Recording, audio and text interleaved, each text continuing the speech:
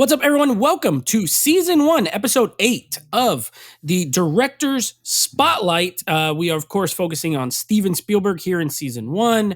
I'm your host, Nate, and I'm joined by my co-host, Alex. Hello. And my other co-host, Evan. Hello. And today we are going to be doing the 8th movie in Steven Spielberg's filmography. We're working our way through this thing. Excuse me. We're already 8 in. This is a fourth, pretty much, of his filmography. We are at Indiana Jones and the Temple of Doom from 1984. Now, this is a movie that I have obviously seen a couple of times. This was an interesting rewatch, and I'm going to explain why in a moment. But before I do, Alex, I know this one is your favorite of this franchise. Yeah. Is this the one you've seen the most amount of times? Yeah, I seen this the most, and I fall asleep with this one the most for some reason. I put it on to. I put it on. Yeah, I put it on to just fall asleep. But yeah, I sleep with it. I watched it a lot as a kid, and yeah, I sleep with it. Sorry. Only Evan thinks dirty. I'm a little immature with that. I sleep with it. Yeah. I just pictured him with the steel book. Oh, but it's the one you've seen the most. Yeah. Okay, and Evan, have you seen this one more times or less times than Close Encounters of the Third Kind? More times than Close Encounters of the Third Kind. Oh, another more times. Okay, interesting. So then way more than Jaws. But the least out of all the Indiana Jones, though. A plot twist. So you've seen this one less than the other indie movies. Besides the newest indie, that's not Steven Spielberg, because that's just been out the least. But out of the four, so you've seen Crystal Skull more than this. I've seen Crystal Skull more than this. Yes, incredible fact. I know. I already know how that one's gonna go. Well, I mean, we haven't gotten to that yet, but me and Alex don't hate it. We have reviewed it twice. We talked about it on the franchise ranking, and we did it on a Action Movie Guys episode. So we didn't hate it either time. But it's interesting that you've seen the newer one more than the older ones, just because they've been out so much longer. So this one I've seen a number of times. It's not my favorite. And this rewatch was interesting because when we did it for the franchise ranking, which was like a couple months ago at this point, like I watched it to get through it so that we could do the ranking. But I knew we were doing this show. So this time I was a lot more intent because there's always something about it that I'm like, I don't know. We'll talk about it. But I don't know. My score changed from when we did it for that show to this show. So we'll see how this goes. Before we get into the actual review, let's go to my favorite part, some fun facts. Now, these were kind of interesting. One of them made me laugh.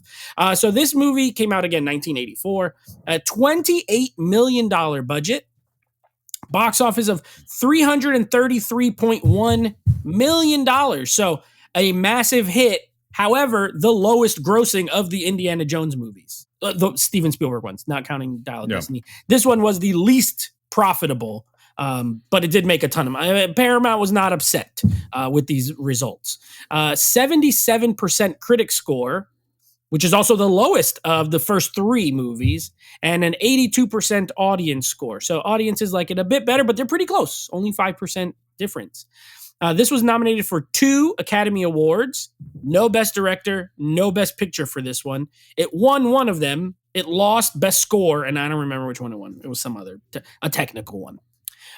So a lot less. I think the Raiders had 9. This one had 2. Now, these are the fun facts. This is the one that made me laugh. Steven Spielberg recalled that when George Lucas first approached him to direct Raiders of the Lost Ark, George said, if I directed the first one, then I would have to direct a trilogy. He had 3 stories in mind. It turned out he did not have 3 stories in mind, and we had to make up the stories as we went along. So he said, Steven, I need you to do this movie, but you got to do 3. I got a great plan. They did one, big hit. He said, I didn't have a great plan. I was just kidding, but we still got to make another one. And so they had to make them up as they go. Now, in developing the story, George Lucas conceived of an opening chase scene with Indiana Jones on a motorcycle on the Great Wall of China, followed by the discovery of a lost world with a hidden valley inhabited by dinosaurs. Another idea was to feature the Monkey King, which is like a Chinese legend. Mm-hmm. Alex, we saw him in, Forbidden Kingdom with Jet Li and Yes. Jet Li played the Monkey King in that movie. Yes. So they were going to use the Monkey King as a plot device. However, Chinese authorities refused permission for them to film in the country, requiring a different setting to be made. They ended up in India rather than China. So China said, no. You're not making your silly goose movie here. And you're not including the Monkey King. So that would have been an interesting take. Indiana Jones versus the Monkey King or dinosaurs. Indiana in the 80s, Jones it would have looked and the Lost Monkey King. The Lost Monkey. He helps him. The Lost Monkey. Fight dinosaurs. Indiana Jones and the Lost Monkey King. Well, right, Lawrence? I guess because I was thinking, because why wouldn't they just still do it? Do they need? But Steven Spielberg's all about filming on location. Like that's been a theme of us, that he's about, I want to be on the highway. I want to be filming on location. So that would be and they filmed in India factor for this movie. So some parts. Yeah, of course. If you watch the making of, the whole village was in a studio. of course. Where they can, they're going to use studios but outdoors, a lot of like on location stuff, but they're not allowed to shoot. Well, I mean, I guess if you're going to do the Great Wall of China, Steven Spielberg was really going to want to get a motorcycle up there on the Great Wall of China. And they said, no, not here, buddy. Not for you. Okay. Lawrence Kasdan, the writer of Raiders of the Lost Ark, was asked to write the script for Temple of Doom. His quote, "I didn't want to be associated with Temple of Doom. I just thought it was horrible. It's so mean. There's nothing pleasant about it. I think Temple of Doom represents a chaotic period in both of their lives," that's Lucas and Spielberg, "and the movie is very ugly and very mean-spirited." Now, this was, of course, both of them were going through separations and divorces from their women at this time, so they were in a darker place. This is pretty well known. It bled into the actual film itself, their personal lives, and so that kind of makes sense. But Lawrence Kasdan said, "I don't like it," so he did not write it. And then in response to some of the, and this is one of the most famous things, but I still like it. In response to some of the more violent sequences in the film, with similar complaints about Steven Spielberg produced Gremlins, which came out 2 weeks after this movie, so Temple of Doom, then Gremlins 2 weeks later, Spielberg suggested that the Motion Picture Association of America, or the MPAA, alter its rating system, which it did within 2 months of the film's release, creating the PG-13 rating. So this movie and Gremlins were responsible. They said, "Hey man, these movies are violent." And Spielberg said, "Why don't you just make a new one? Instead of changing it to R, make a PG-13. And they did. Within 2 months, there was a new rating, and we can thank Spielberg for the PG-13, which I'm sure studios are happy about, because it eliminates that area between a PG and an R, where it's like, we either got to be family friendly or adults only. This is that medium where it's like teenagers can watch this. It's a little edgier. So this movie was one of the two that's most responsible, but they're both Spielberg involved because he produced Gremlins. Anything you guys want to add in the fun facts section that you saw either in your watching any of the behind the scenes stuff or anything like that? Oh man, I was interested. Let me tell you, it was a 1 hour making of Temple of Doom. And it was like one of the best 1 hours I ever sat down and watched. Ooh. So the minecart scene, and I forgot the other scene, but it was like the minecart was the big one. That was for Raiders in the Lost Ark. And they couldn't include it. So they included all those good scenes in Temple of Doom. They were like, we have to add it in. So it was the plane scene where they fall out on the raft. Yes, the raft scene. Yeah, that one. Yes, the raft and the minecarts were supposed to be for Raiders of the Lost Ark. And Steven Spielberg, and then they were like, this is way too much. Let's just add it for another movie. And he said he went in his drawer and pulled out the storyboards. Another thing that was funny is the scene towards the end where he's like, we're leaving. And he was like, all of us. Remember that whole thing? Yeah.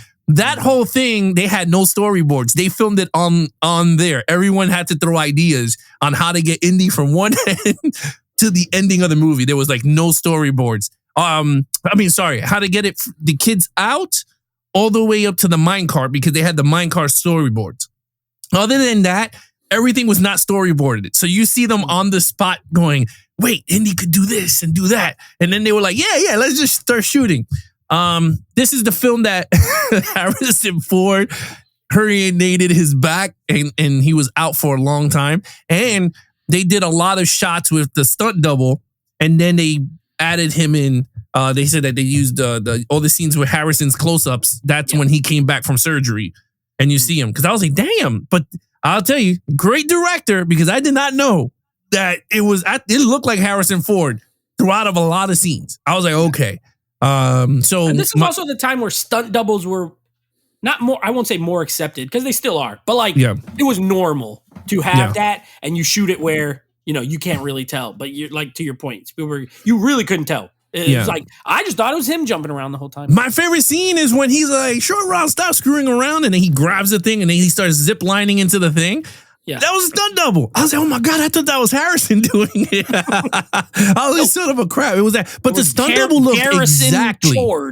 He looked exactly like him. From a distance, you go, okay. I could totally see why they shot some scenes. But anyway, you had that. This is where Steven Spielberg fell in love with his wife, Kate Capshaw, during this movie. So I was like, okay, cool. She's a nice woman. Last fun fact, so we could get into the review. Short Round, Willie, and Indy were all named after their pets. Yes. So Willie was Steven Spielberg's dog. Yes, and Short Round. And Short Round was the writer's dog. Yeah. Why would you name a dog Short Round? Why would? Maybe he was a rat. Yeah, little pudgy. Okay. Yeah, Short Round. Yeah. I'm just saying, I'm just thinking, come on, Short Round. I don't think that's a name I would want to be yelling often. Yeah. And then the funny I saw that, a fun fact too, and I thought that was funny. And then he hung whatever, his Short Round. Kwan. Yeah, him. Yeah. They didn't show, but they showed a little bit of him talking as a kid. And they had his brother audition for Short Round. And when his brother was doing it, he was directing his brothers on how to do it. And Harrison Ford and everyone was just like, why don't you guys switch and see what happens? And the rest is history. Because they were like, oh, this dude's got charisma.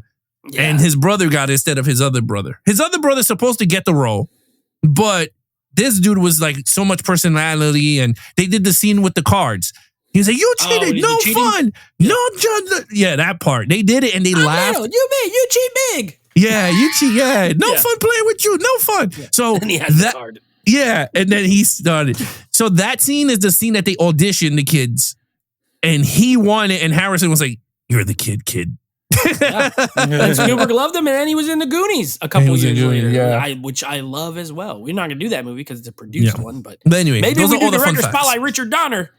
Goonies. Oh yeah. All right, now, and of course, the last one, little fun fact. Of course, the club at the beginning called Club Obi-Wan. Of course, another Star Wars reference in these movies. Okay, Evan, I'm going to let you go first since you haven't gone first in a couple of episodes. What are your thoughts? What's your review on this movie? I have no idea. I kind of know Alex's. Yours, no clue what you even think of this movie. So take it away. Okay, so I rewatched this. It was a little different this time because I'm normally rewatching it in the set of where does it land inside the four indies and a Jones. This was like more of, I wanted to look at it. How do I put it into a Spielberg movie? As we're watching it and looking at it, I would say this is good. I don't love this movie. I like this movie. Like even as an Indiana Jones, this is actually, I know I'm going to piss off a lot of people when we get. This is my least favorite. That's at like the bottom. Yes, out of all five. Yes. Oh my! Cut him off. I know. Mute him. Let's not. I can't make that argument. I can make I'll make a strong argument when we get to the fourth one, and I'm setting it up. Fair, but I get a little confused. Like, okay, Indiana Jones, I do like Harrison Ford in it. I think we have some good scenes. I actually like the darker tone of the movie. I know a lot of people get flack, like say it's a little too dark. I like that. I think what confuses me is the difference of the tones. Is this a slapstick comedy or is this a dark adventure movie? And I'm so glad that they did it as a prequel. A lot of people, I didn't realize this, don't understand that it is a prequel or why they made it a prequel. I think if you're following Indiana Jones and where he is in time and what he's going after, you have to put him in the right time that matches like kind of the popular of the comic, the pulp of the time that was being made. So they preset it because like this is set in Adventure. If you remember the Phantom that we did, that this was it's the time period that the comics of the Phantom would be popular, like set in time. You're in the jungle, you're in the India. So it makes sense that Indy's prequeled because of that to get that setting. While some of the most iconic scenes, I laugh at, also doesn't. I don't feel like it is as cohesive as the first one, and I think it's this so far is the misjointed in tones that I feel like we get. Like we definitely like Nate has mentioned that we get 2 parts of a movie. Like you get the first part and the second part. I feel like we get that throughout the whole movie. We're getting a lot of comedy, a lot of laughter, a lot of funny stuff, and then we get a lot of dark tone, and then we're switching back and forth throughout the movie. It's a deep topic. Slavery, kidnapping, heart. I mean, this is deep, and then now we're laughing too. It was very confusing for me putting in that tone. Usually I don't think that hard when in the Indiana Jones. So I think that was a different ones of doing this podcast, is how I was thinking a lot differently. I don't judge it as hard. I think I'm a little more judgy this time. I really don't like the female lead. I don't know what you think of her. She drives me crazy. She's annoying. There's no redeeming value of this character. And after watching Indiana Jones, you're always such a great actress, such a complex character. This woman is just annoying. I don't know. I don't get her. I don't like her. I think you could write her out and you still get a good movie. Like she does. I don't think she adds anything except for just being annoying, and driving Indiana Jones crazy. But I don't think she adds anything to the story. But I could be proven wrong with you guys coming up and giving me the reason. But it's a good movie. But as a Steven Spielberg, I think, as what you shared at the beginning, that it's probably his disjointed movie so far that we've had in his catalog that we watch. Like, I don't think he was as focused, and they didn't have a script, it sounded like, through half the stuff. And maybe that plays into it. But I was nitpicking it more because I'm watching it like after E.T. and we're comparing it. So I do not think this is his best movie that we've watched so far. I do think there's a lot of weaknesses. But as an Indiana Jones, and you just enjoy it, it's a great film. I love Indiana Jones is still Indiana Jones. Because normally, like, they try to change the character and try to make him deeper or crazier. But no, Indiana Jones is still Indiana Jones. Like, Harrison Ford is playing him really well. I do like that. And I do like the kid, Short Round. I enjoy him. I think that's the comic relief. But as a kid, I mean, you're watching a kid go on an adventure. Of course, he's becomes your favorite, because there's that aspect. But I don't know. I'm trying to figure out. The heart scene scared the hell out of me as a kid. It did. I did. The ritual part? Yeah, the ritual of pulling out the heart, and that used to scare me as a kid. So I think that's probably why it's one of my least watched, because it's scary. It's not one of those, like, I like correct myself. I was going to say I like the Nazis. I like the Nazi stories better. Don't put that as a short clip. I like it 1 second short of just saying I like the Nazis. I know the storyline. But yeah. I like those storylines. I like the religious aspect of that. That's a history I enjoy. But this isn't bad. I'm not, like what I'm saying, this is not bad. I'm being more critical of the movie because of what we're doing with the podcast. Does that make sense? Yes. So my score is a little bit lower than what I normally rate it. Now, when I go to the score, I'll explain that. So Evan says, I don't hate it, but it sounds like he hates it. It sounds like he hates this movie too. Now, Alex, all I saw in his face was, you hate this movie the entire time. No redeeming. There's no redeeming it. Don't try to put qualifiers. You hate it. No, you don't hate it. Okay, that makes sense. Yeah, everything you said makes sense. All right, I'm going to go second because I know I'm going to let Alex go last. I actually agree with a lot of Evan's points, which, it's not that we don't agree. There are a lot of times we do, but I'm surprised at how much I agree with. This is not my favorite Indiana Jones. It's not even my second favorite Indiana Jones. But I do like it better than Crystal Skull. So I would say it's my third favorite. You know what it is? And really noticed it this time. Really, like, I locked in. I watched this. I was locked in. I was like, this might have been the most focused I've been rewatching a movie in a little bit. Because when I watch a new movie, I'm always locked in. But like rewatching, sometimes it's easier to get distracted when you've seen a movie 5 times. You're on your phone. Not this time. I was like, lights off, locked in. Okay, where I agree, the tone.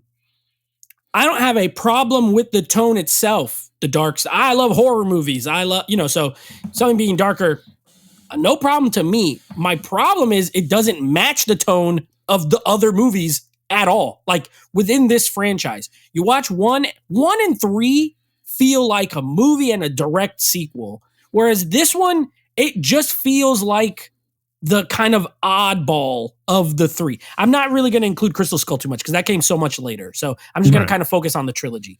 It just feels like the oddball of the 3, which some people really like, but I could see the other side. I kind of fall more in the other side. Like, I don't love that tonally it's so different, but then they go back to the other tone. Maybe if this was the third one, I might feel different.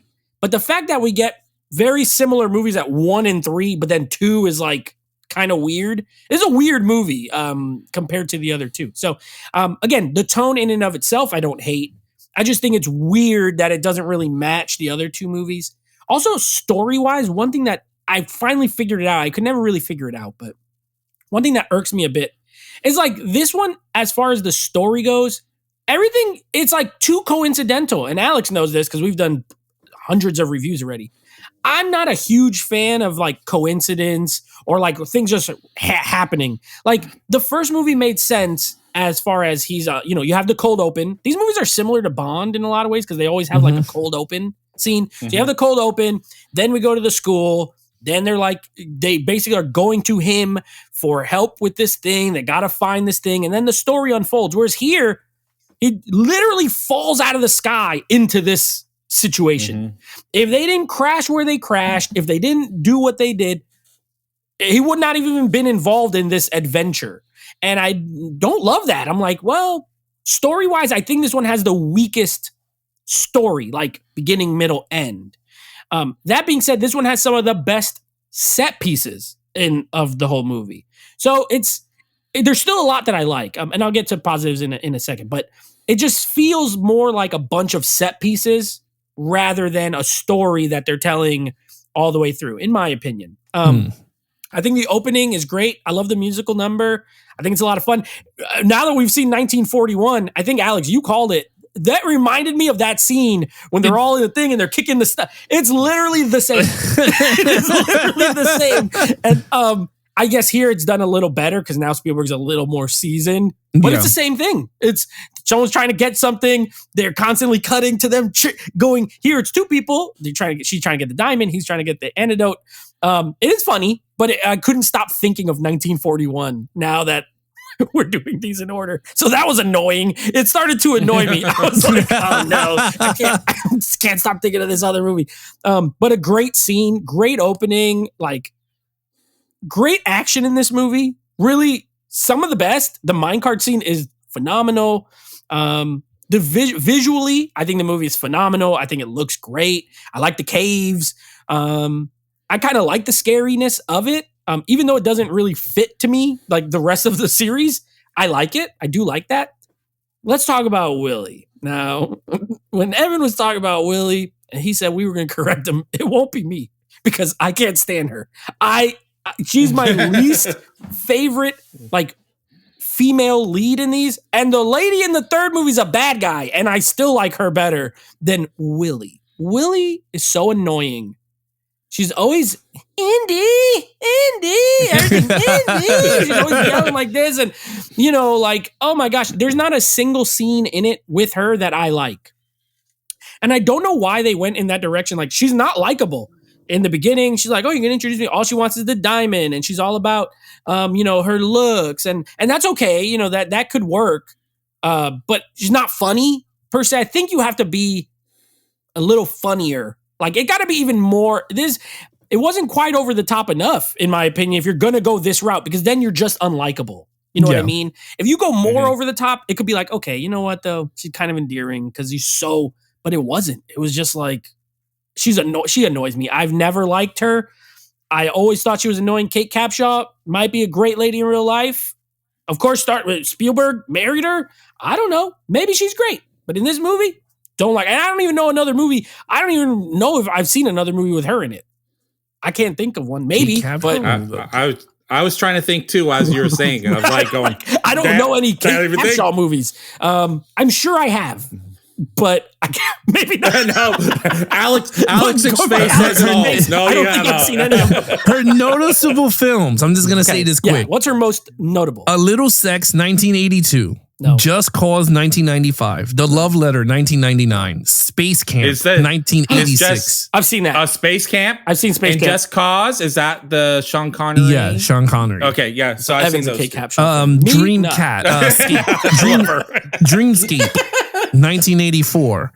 Okay. Dreamscape. Black Rain, 1989. We're going to be... Oh, speaking of Black Rain. The Quick and the Dead, 1987, the original. Now, I don't know if that's the Sam Raimi one, but this is the original with Sam Elliott in it. So she's in it, he's in it. Okay, I have seen Space Camp out of all those movies you said. That's what Joaquin Phoenix, when he's a little kid, and Kelly Preston, and those kids go to Space Camp, and then I think they end up having to go to space for real, if I remember correctly. Yes, I'm trying to think. I'm trying to look to watch that all the time. But she was like an older lady in that. She was like a teacher at the camp or whatever. She did more TV shows. No, not even. I think the minute she married Steven Spielberg, I don't think she did much. No more. Yeah, I don't need to work. I mean, he's bringing in the money. I'm good. Well, I don't like her. All that said, I don't like her in this movie. I don't like Willie. Kate is great. Willie is silly. Now that's what you need to make a short of. Don't use mine. Use his. There you go. So I don't really like her. Short Round, I love. I agree, Evan. I think Short Round is great. I especially love when Indy comes out of the trance and he's like, "I'm here, kid," whatever, and then he starts doing those little karate kicks. Oh, it makes me laugh every single time. How did those grown men get hurt by that? He's throwing these little kid kicks. But it's great. So yeah, it's a mixed bag. I will say this. I know I focused on the negative. I do think the movie's good and I like it. It's still solid and strong. It's just the tone doesn't fit the rest. The story to me is the worst out of the three. Like those other ones have better plots. The plot of this is too coincidental. Literally fall out the sky. We need you to go get this thing. We don't know who you are, but you look like you go on adventures. We need you to get this stone for us. You know what I mean? He's in his little village. But some of the themes are interesting, like the child slaves, and it gets dark. I wish they spent more time with that thuggy group. Now, I looked that up. There was a gang, apparently, in India, started in the late 1800s, the Thuggies. And that's actually where the term thug comes from, which that was an interesting fact. When someone calls someone a thug, that's why, because the Thuggies, they were criminals. Here, they made them into like a cult, which I don't know if they did a lot of that stuff, but I wish they spent more time explaining that, because they don't really. You just kind of go in there. You know they're bad. The little boy got a voodoo doll that works.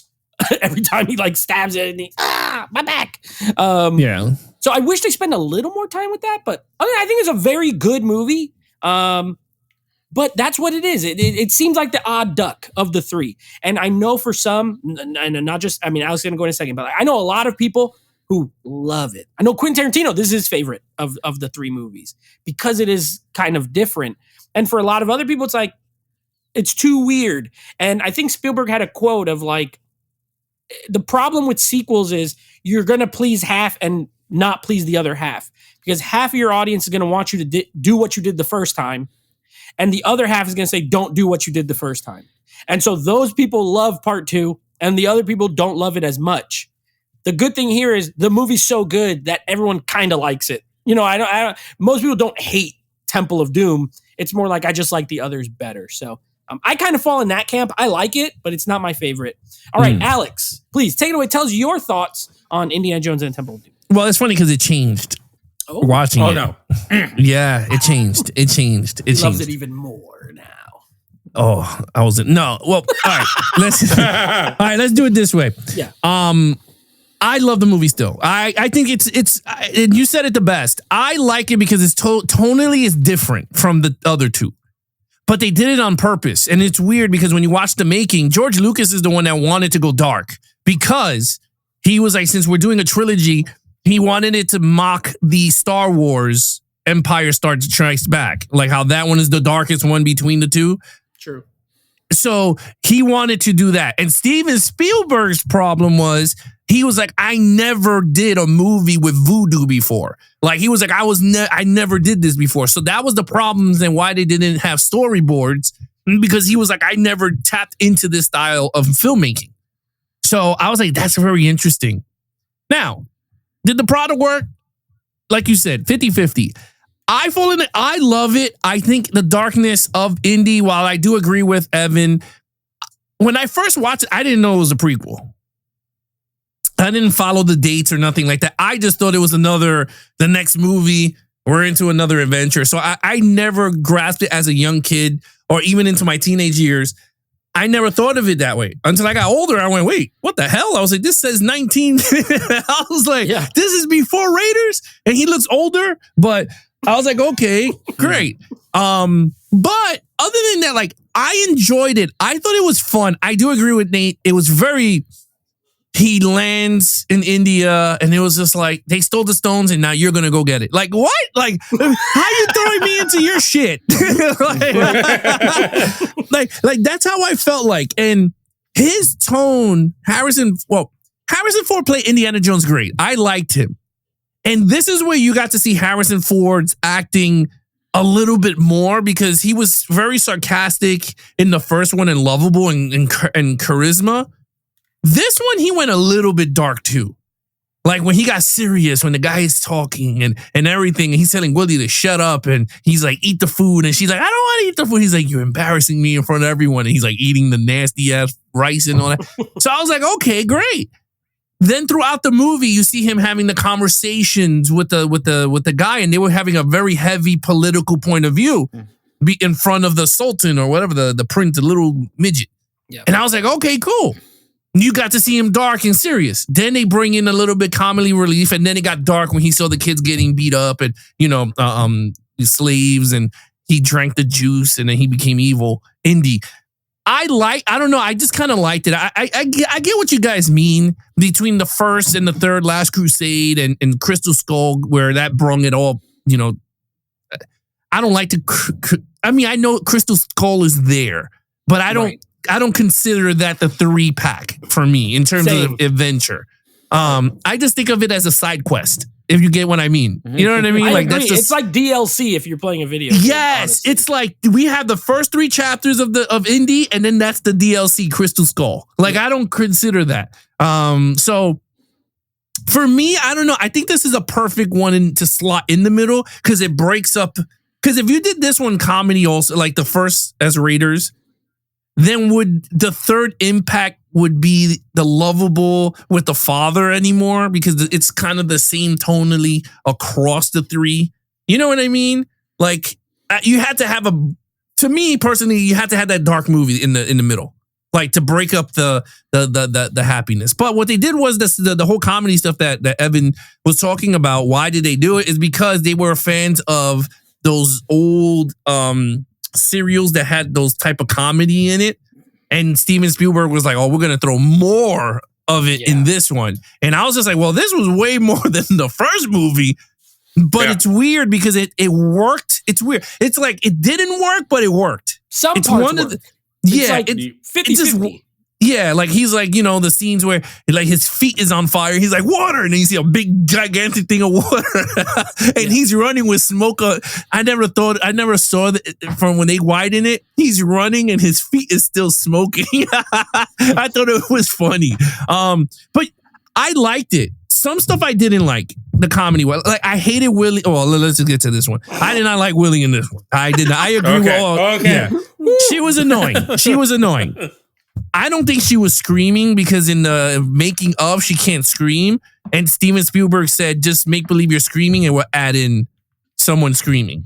So she had didn't ADR scream. Screams. She got ADR screams. Now I hate her even so. more. She couldn't even do her job right. She couldn't scream. I think that was one of the things. And the scenes with she had a scene that they cut was with snakes, and she was terrified. And Steven Spielberg was like, "We're cutting all this out. If you're not comfortable, we're not doing it." But he was like, "You got to promise me you're going to do the bug scene." And she didn't know what she was getting herself into. And she said, "Yeah, cool."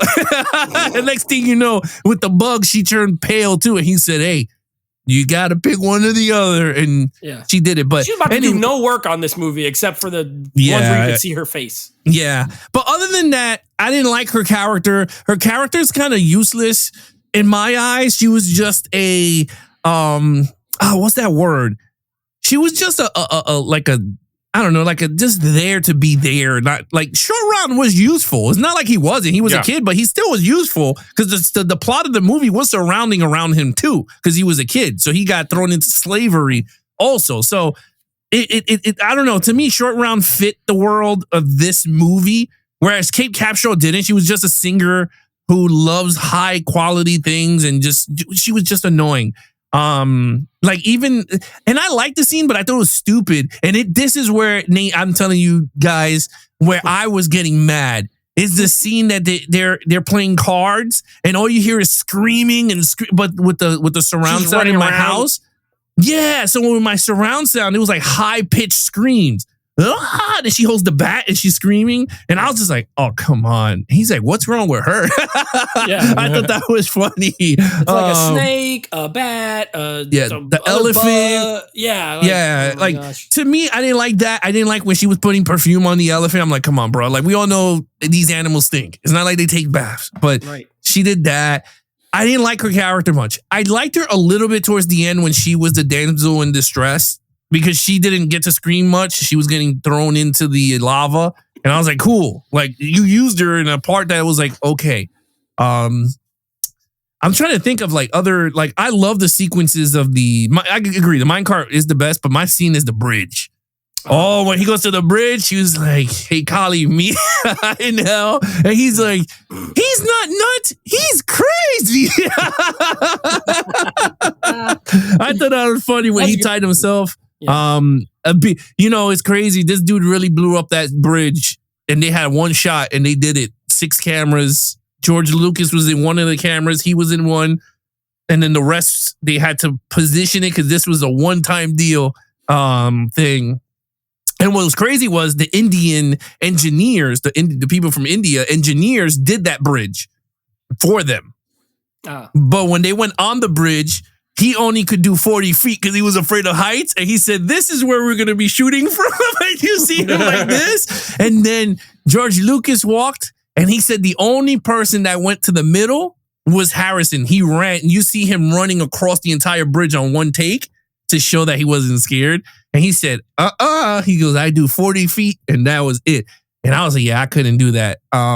You would have not paid me to step on that bridge." I was like, stunt double. But it was a famous scene. That, to me, that is the most iconic scene of Temple of Doom, is him on that bridge with the ripped shirt, looking all jacked with the knife. I feel like that was the poster with like the machete thing. I think that's the I think that's the poster. Yeah. They use that clip a lot in the indie retro spot. Yeah, that's the most famous scene. Kali's face when they show him the first time, he turns around. That's the second one to me. Him ripping the heart out. And then I'm thinking the other one too, the minecarts. They showed a little bit. They showed sometimes. But yeah. I just thought of this and I never really thought about it. But like, what the heck happened to Short Round? Because this is a prequel, and in the beginning, or when he's talking about how he met Short Round, he was 4 years old. He had no parents. He was like on the street. He tried to pickpocket him. And so he took him under his wing. So this implies that he's been with him like a lot of times on these adventures. And why didn't he? I mean, there's no talk of him. Yeah, they wrote him out. It's weird. Like, now that I'm thinking about it, I'm like, even in Raiders, he never talks about, my other sidekick that was a little kid that he just doesn't exist. He's just in this movie, but he was with him for years, and now he doesn't exist. That's the kind of story stuff that always kind of, it's like, where? I agree. By doing it as a prequel, you run into that. Exactly, because like now, like even watching it again, I'm like, okay, so in Last Crusade, where is Short Round, or even Crystal Skull? Like even if you do 12. That, like you'd still be a kid. Where'd you go? It's very interesting because like I would have liked, and it's weird to say, but I would have liked to see a spin-off of Short Round, because if he learned from Indy, it would be pretty funny because he knows Kung Fu, so you can see that style. Remember we were all joking about the original Indiana Jones concept art was his Kung Fu and Playboy. You could do that with him, with Short Round, because he knows Kung Fu. Yeah. And he learned from Indiana, so like, why can he now become to know about the ladies? Because when he goes in the room, he's like, "Tell me what happened later." Oh, that was so funny. He said, "Get out of here, kid." Yeah, get out of here. Yeah, remember when he was touching her, like he was trying to get his the antidote from her. He said, "Oh, Dr. Jonesy, goes, you doing this right now?" Yeah, no time for that. No time. Yeah, we're in the car chase. No fire. So I think that would be pretty fun. But anyway, that it is what it is. Look, at the end of the day, Temple of Doom to me, as I like it a lot, but out of the three is not as strong storytelling. But to me, it is. To me, I look at it as is, but my score will reflect it. I think I know what everyone thinks I have, but it's not what you think it is. But I think the score is amazing in this. I don't know why. I think it's better than Raiders. This one. I think it's better than Raiders. And I know a lot of people like, I know a lot of people like the Raiders one because it has the iconic scenes and everything, and the movie blends in. I don't know. I just think the whole like voodoo scene, and then it goes right into the scene that he gets his hat, right? It was nominated for Academy Award for Best Score. So I don't know. This is that one part. It gets me. I don't know. It gets me amped. Is when Short Round and him hugs. He puts the hat on, the Mets hat on, which I was like, Short Round's a Met fan. That's what I'm talking about. He puts the Met hat on, and then he gives him the Indy hat, and then he's like, we're getting out of here. And it's all of us, and then the music. Hat in honor of Short Round for Short Round. I am Short Round. You are Short. Actually, you are Short Round. That's my other nickname. You are. My other nickname. What's up, Evan? What you got? I was gonna say the score fits perfectly with the movie. Yes. I mean, I don't know for us who watch the Raiders, like, did the score get too big for the movie that we forget how well it is? Because like now we hear the original indie music. There's so much more, like especially people who've heard it before they've even seen the movie. Like my son technically heard that score because he went to Disneyland and it plays just around before he ever saw the movie. So that score lives with people now before the movie, where the Temple of Doom score does not. So I think you get to just enjoy it where it's supposed to live. And I do agree. It's a great score and it fits perfect for the movie. John Williams, once again, showing that he is a master of going, this was what perfect. And it doesn't technically, it sounds similar, but it doesn't sound the same. Yeah. I'm just going to talk about, because we mentioned like Danny Elfman is in so many movies. But you hear the first three notes from a Danny Elfman score, you know it's Danny Elfman. John Williams is like going, sometimes you go, oh, that's John Williams? Wow, I'm amazed, because he's not pigeonholing him and saying, this is how I sound. He's going, what does this movie need? And this is what the sound should be. I think he did the same thing with these scores as he did with Star Wars. Yeah. Legitimately, they all have different songs, different themes, but you have your main theme, and then they all sound like they belong in those movies together. But they don't sound exactly the same. They're even all the way up to like the prequels, like Duel of the Fates and all that. They don't sound nothing like it sounds nothing like the original trilogy, but it still sounds like Star Wars. Whereas this does not sound exactly like Raiders, but it still sounds like Indiana Jones. Yep. So I agree. Yeah. I think it is a great score as well. It is. It's just weird. Like even in the minecart, you think it's going to do the Indiana Jones theme over and over. No, it's not. It's actually a chase score. And then the minute he does something, the Indiana Jones score, like something like that's big in the moment, that's when you get it. Not even on the bridge. The famous bridge part is ambient noise. There's no music in that scene at all. And I'm like, that's genius, bro. Yeah. Like at all. That whole sequence is no music as much. So anyway, at the end of the day, loved it. I loved it. All right. So So let's give some scores now. Let's do it. Evan, what do you? I have no idea what you're gonna give it here, but what did your score on this movie? So I normally score this for an indie film as I score it as a 9. As an indie film, it's good. It has some flaws, and really it's because what's her name is annoying. But as the Spielberg watch, and I felt like this is disjointed, his most disjointed in storytelling. We hear that the story. I ended up with an 8. It's a 1 scored down. It's an 8. It's still great. It's still good. But as we're looking at his whole filmography, I did see there's a lot more flaws to this storytelling and directing style. Even if it was on purpose, I did not. So I knocked it down another point. So it's an 8 out of 10 for me. All right. I gave this a 9 when we did it on the franchise ranking as well. But I agree. I actually ended up with an 8 this time. Oh, wow. Nate and I are too similar. I don't know what to do with myself. Weird. I ended up with an 8, which again, still a fantastic movie. And to me, a Steven Spielberg 8 is like some other people's 10s. I'm not even going to lie. So it's still great. But I just minus the point for just kind of the plot. Really realizing that this story is like all coincidence and not like really what I want. And this is personal score. So for me, I ended up with an 8 this time. And I think that's probably where it'll sit, for the rest of time. Alex, what do you got? So it's funny. Normally it would be a 10 out of a 10. I will be like, you know what? This is a 10.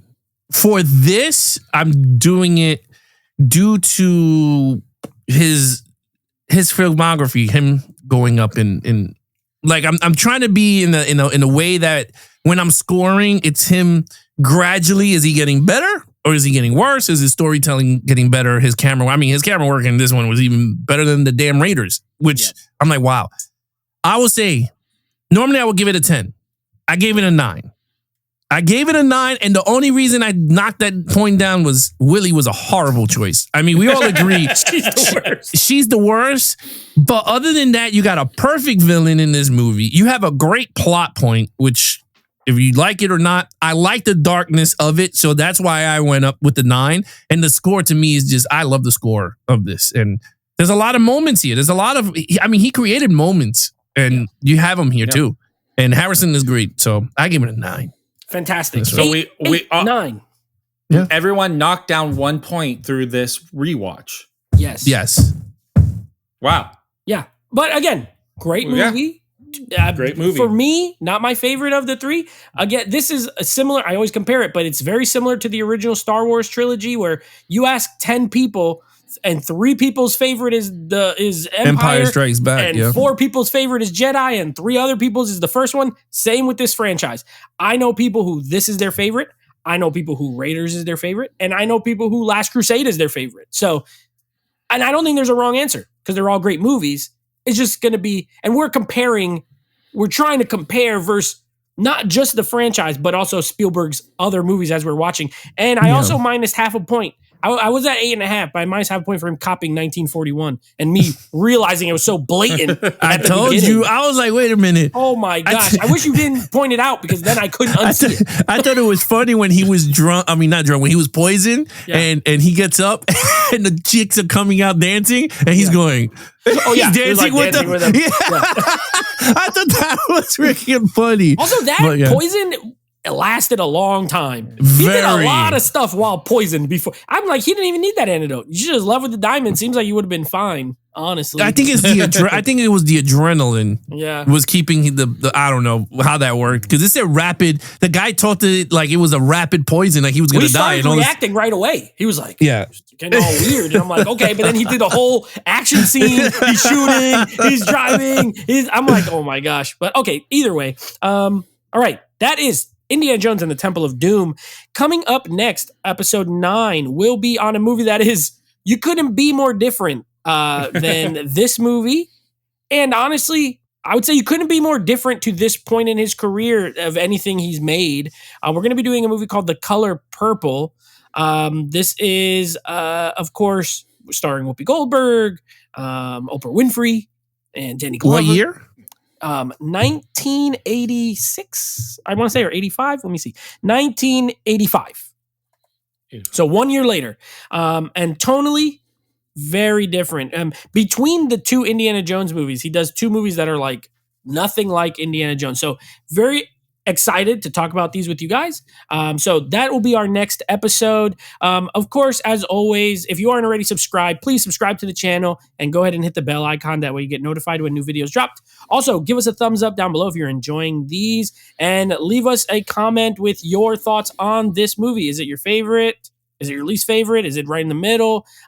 We want to know.